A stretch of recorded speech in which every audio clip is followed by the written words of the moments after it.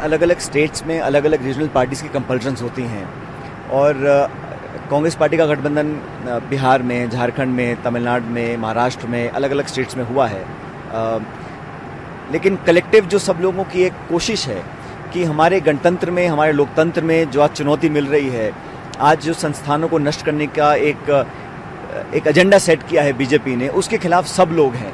इसलिए ये कोई बहुत ज़्यादा अतिशयोक्ति वाली बात नहीं है, कोई बहुत ज़्यादा चौंकाने वाली बात नहीं है कि चुनाव के बाद सब लोग चाहेंगे कि एक इंक्लूसिव सरकार बने और उसमें अभी कहना बहुत जल्दी है, लेकिन कुछ भी समीकरण बदल सकते हैं। राजनीति में कोई चीज़ परमानेंट नहीं होती है, लेकिन भाजपा ने देश को जो नुकसान पहुंचाया है उसको सब समझते हैं और देश हित में जो होगा उसी को सब विरोधी जो दल हैं वो मिलकर वो निर्णय लेंगे। मैंने ऐसा नहीं कहा, मैं तो कह रहा हूं कि भारतीय जनता पार्टी का चुनाव हारना जरूरी है। हम सब मिलकर वो कर रहे हैं। जिस स्टेट में जिसका जो गठबंधन है वो अपने खुली छूट है लोगों को गठबंधन करने के लिए, लेकिन हमारा कलेक्टिव जो आज हम लोग चुनाव लड़ रहे हैं इसलिए नहीं लड़ रहे कि कांग्रेस पार्टी जीते सत्ता में आ जाएगी, हमारे सांसद दिल्ली पहुंच जाएंगे।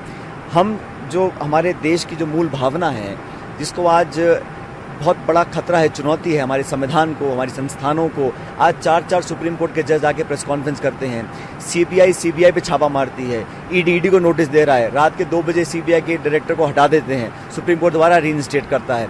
तो अलग अलग संस्थानों को खोखला करने का काम बीजेपी कर रही है। उसके विरोध में पूरा देश है और ये चुनाव जो लड़ा जाएगा ये लोकल इश्यूज पर लड़ा जाएगा। बेरोजगारी, महंगाई और कृषि के क्षेत्र में जो भारी संकट है उसका निराकरण बीजेपी नहीं कर पाई है।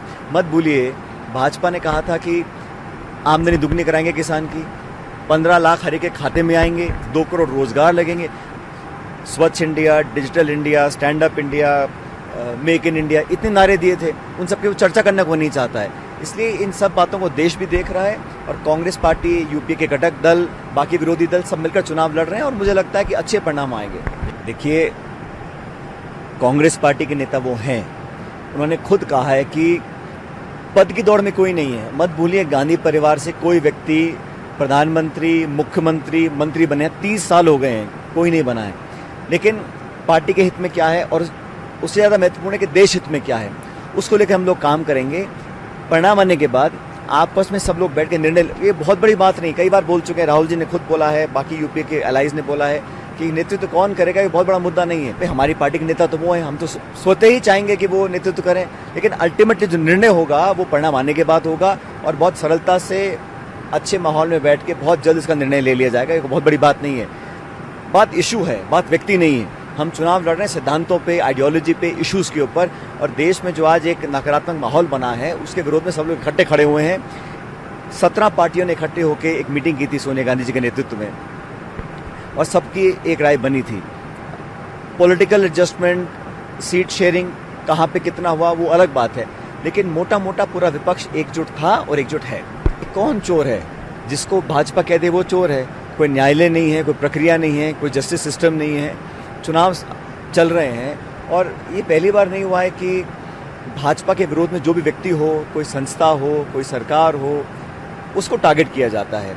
सरकार की तमाम एजेंसीज जितनी भी हैं वो सब जो भाजपा के विरोध में लोग हैं उनको चुन चुन कर टारगेट करती है। कोई नई बात नहीं है, इंटेंशनली हो रहा है।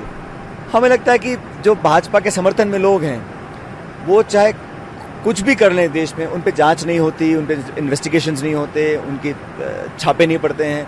और अगर आप भाजपा के विरोध में हो, संदिग्ध हो, आप भाजपा के पास आ जाओगे तो वो गंगा जल छिड़क के आपको पवित्र कर देंगे, फिर आपकी कोई जांच नहीं होगी। ऐसा बहुत हुआ है। बहुत से राज्य ऐसे हैं जहाँ जिन लोगों ने भाजपा का पहले विरोध किया, भाजपा ने बहुत बुला भरा कहा, जैसे ही वो भाजपा के पाले में आ गए वो बिल्कुल साफ छवि के हो गए। तो कहीं ना कहीं जनता भी देख रही है इस बात को कि कैसे चुन चुन कर आप टारगेट कर रहे हैं।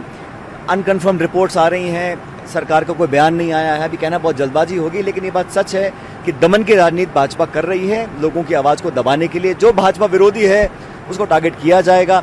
आप सरकार से सवाल पूछ लो, उनको कटघरे में खड़ा करो तो आप राष्ट्र विरोधी हैं, आप भाजपा विरोधी हो तो आप देश विरोधी हो। ये कहाँ का, ये किस प्रकार की चर्चा है? इस पे हम सभी टारगेट पे रहते हैं। जो भाजपा का विरोध कर रहा है उसको हमेशा ही केंद्र सरकार की एजेंसी टारगेट पे रखती हैं। ये कोई नई बात नहीं है, लेकिन ये बहुत हो चुका है। अब तो जनता इसका जवाब देगी। जब परिणाम आएंगे हम सबको पता पड़ेगा कि इस तरह की राजनीति को जनता एक्सेप्ट करती है कि नहीं करती है।